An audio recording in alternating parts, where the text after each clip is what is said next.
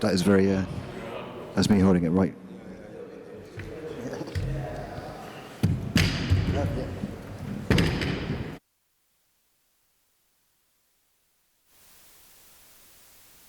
Shoot, mate.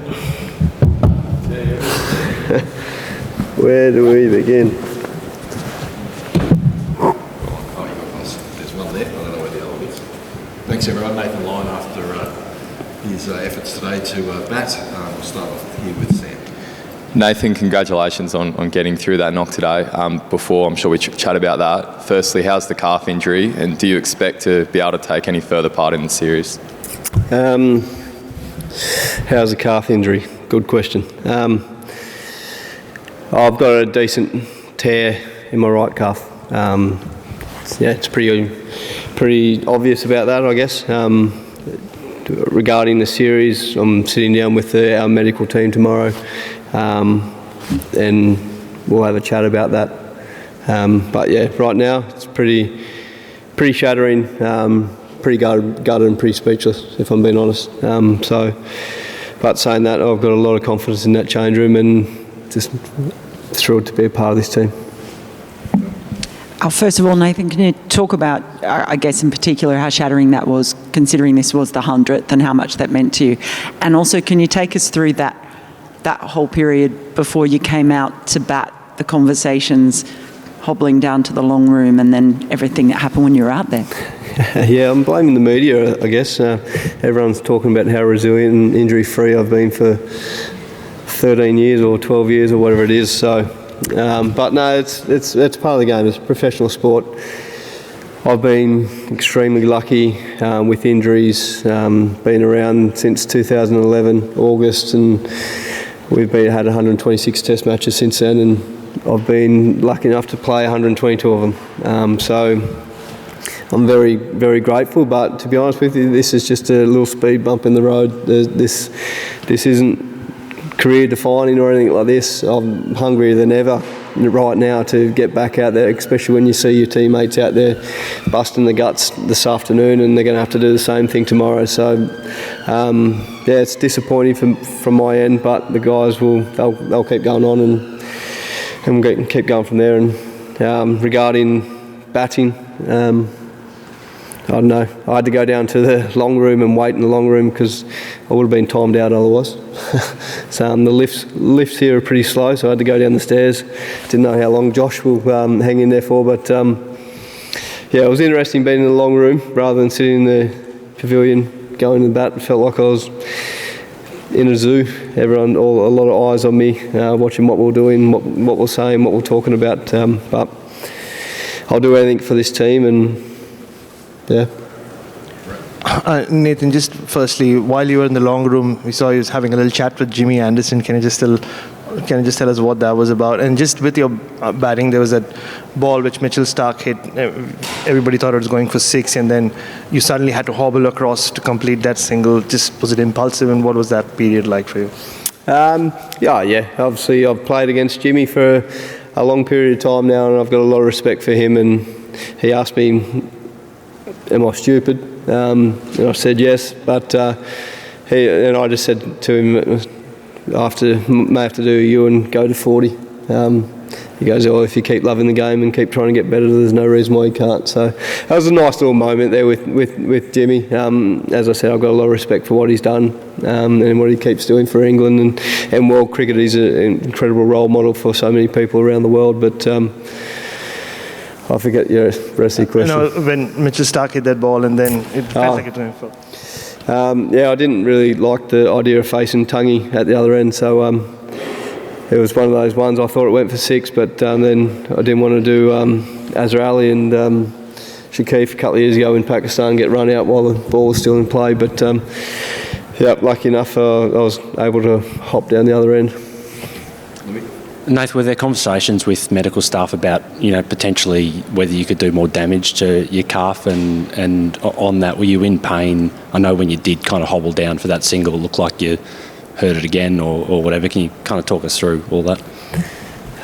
Yeah. I've been having conversations since it happened with our medical team, and I knew the risks But the way I look at it, as I said before, I'll do anything for this team. And you never know how big of a 15-run partnership can be in an Ashes series. So, yes, I'm proud of myself for going out there and doing that, but if it was tomorrow, I'll do it again. And I'll do it again and again and again, because I know I love this team. I love playing cricket for Australia. And if I can keep playing my role and help out my teammates here and there, I'll do that. So, Nathan, Mitch looks surprised, to say the least, when you walked out. It looked like he was ready to walk off with Josh. Did you have to talk anyone into the fact that you, like anyone from the team, into the fact that you were able to bat? Like, was there any resistance at all, or was it or your idea, or yeah? No, well, Mitch reminded me that he went out to bat against New Zealand with a broken foot. Then I had a lot of the batters tell me that I should go out there and everything like that. But they were taking the mickey out of me a little bit. But I wanted the bat. It was my call. And spoke to Ron and Paddy. Paddy was probably a little bit hesitant, but at the end of the day, as I said, I'll do anything for this team, and I'll do it again tomorrow. Nath, just wondering what the word in the dressing room was about the catch that wasn't at the end there, and whether you had any views on that. To be honest, I'll walk straight out when they come in, or hobbled out when they come in. So I haven't been around there. The emotions would be high, but obviously there's a rule in the cricket world that with the umpires that you've got to complete the catch. So in my opinion, well, no, I'm not really going to give you my opinion because it doesn't matter. Yeah, Nathan, just I suppose casting your mind back to a couple of days ago, like what sort of emotions have you, I suppose, gone through over that time? I imagine it's been up and down a fair bit. Yeah, it's probably been a lot down more than up.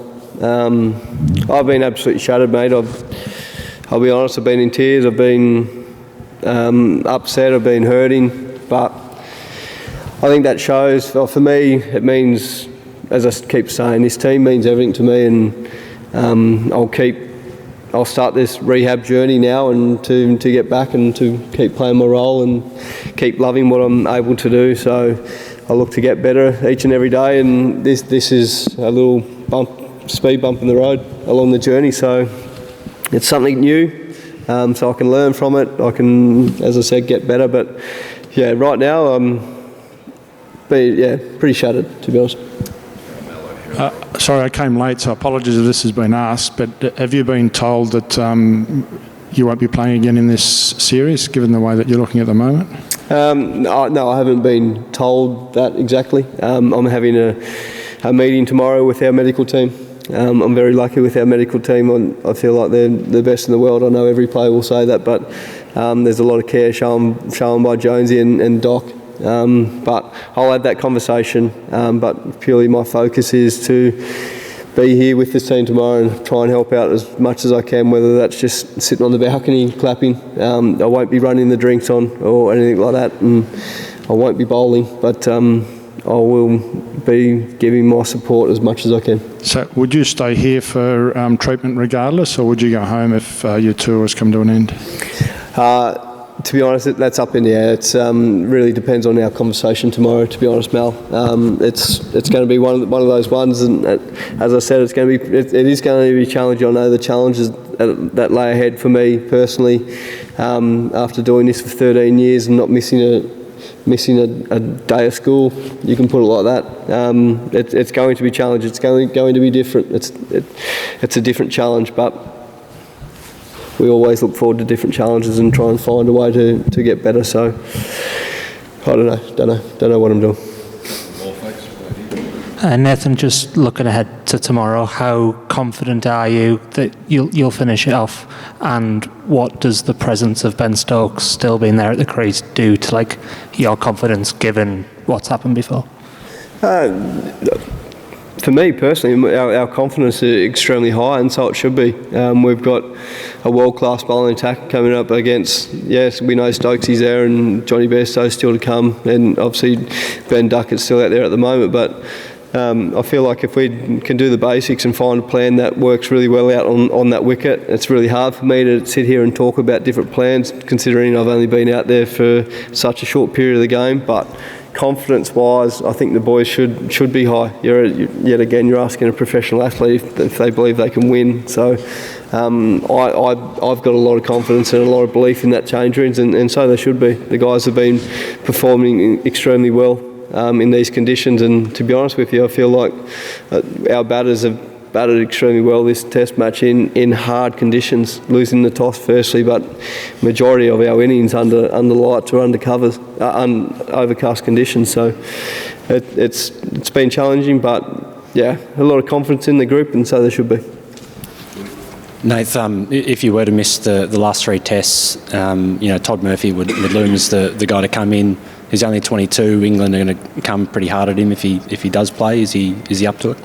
Oh, 100%. I only sat with Todd in the last session there and just spoke about spin bowling as we do. And no, I've got a lot of confidence in Todd. Firstly, he's a great kid.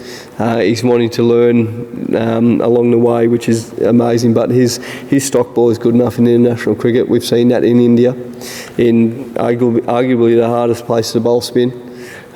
Yes, it's going to be a different challenge with the England batters, but if they do come at him, I think it provides Todd with a decent challenge, but opportunity to leave his footstep or footmarks within Test cricket here in England. So it's a big Ashes series.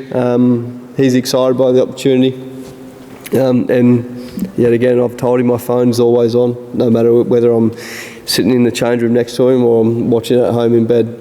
Phone's always on for Todd, so he can always pick the phone up and we can have a conversation. So, obviously I wish him all the best, but we've got a big day tomorrow before we think about Leeds.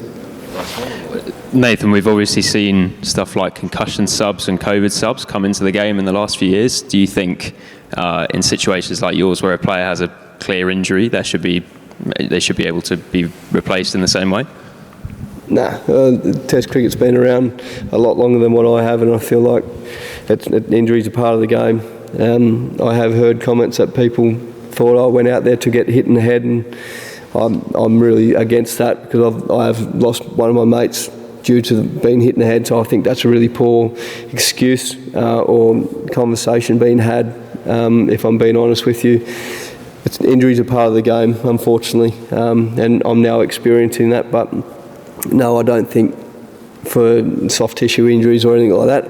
For COVID or concussion, yeah, definitely, because that's obviously a pretty big risk. So I'm happy for that, but any other injuries, no, that's my opinion. Thanks, guys. We just give Nathan a minute to... No, it's all right. You haven't seen Chris Ward. No, it's fine. Carry on. Thanks, guys. Thank you.